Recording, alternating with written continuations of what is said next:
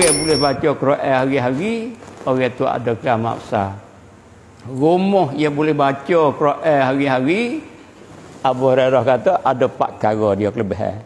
Nawi rumah kita ada kelebihan, Abu Hurairah kata dengan kemuliaan Quran ni, ambil di dalam apa Quran ni, bawa mari kepada Nabi kita. Makan masa 30 tahun. Maka Tuhan bui zahir kemuliaan Jibril ni, dia jadi ketua mereka. Ni kelebihan Quran. Baik tu Tok Imam. Nak buat lagu makna nak bui makmum kita hak jatan ni mengaji Quran kata ni. Tak ada kan nak buat Tok Imam dah. Takut nak pitah juga ni dah. Hak jatan ni nak pitah, dia boleh pergi jauh dah. Hak tino mudah pitah dia. Ngaji Quran hak tino ni nasbah kita nak didik ni, hak tino ni mudah pada hak jatuh. Habis tu saya ada pelajar dua. Ada pelajar hak laki-laki, ada pelajar hak perempuan. Hak perempuan ni mudah royak, dia mudah takut. Hak jatuh ni payah royak sikit. Ambil makmum tu imam pun ada dua juga ada. Ada hak laki-laki, ada hak perempuan. Hak perempuan ni banyak ngaji Quran. Tapi hak laki-laki ni tak ngaji Quran. Kalau tak ngaji Quran tak apa pula. Pergi bawa pul juga ada. Ambil bawa salah juga bawa kira dah. Okey pakak ngaji Quran, tengok pakak talim malah juga. Allah. Tak apalah kat mana-mana pun.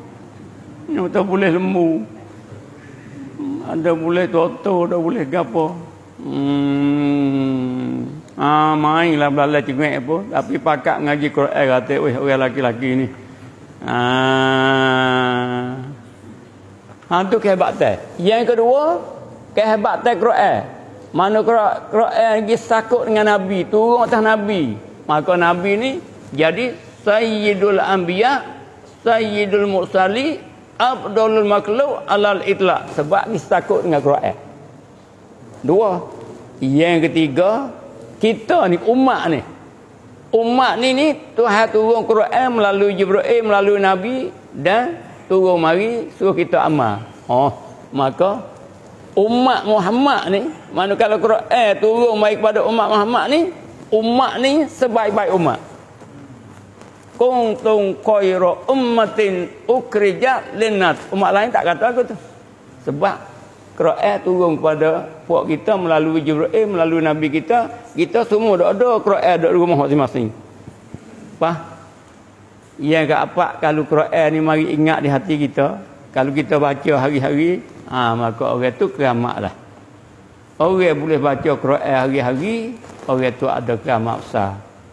Rumah yang boleh baca Quran hari-hari, Abu Hurairah kata ada 4 perkara dia kelebihan. Nawi rumah kita ada kelebihan, Abu Hurairah kata dengan kemuliaan Quran ni, satu, rumah orang baca Quran, rahmat dia banyak. Tapi kita tak nampak. Yang kedua, rumah orang baca Quran, berkat dia banyak. Ni kena hidup Quran lah. Kalau tak pandai, kena pakat belajar. Yang ketiga, rumah orang baca Quran, malaikat duk banyak. Yang keempat, rumah orang baca Quran, setan lari tubik. Orang jahat lari tubik setan. Panggil rumah kita, jadi habis masalah. Duk jadi perang, duk jadi berkelahi tu sebab setan ada.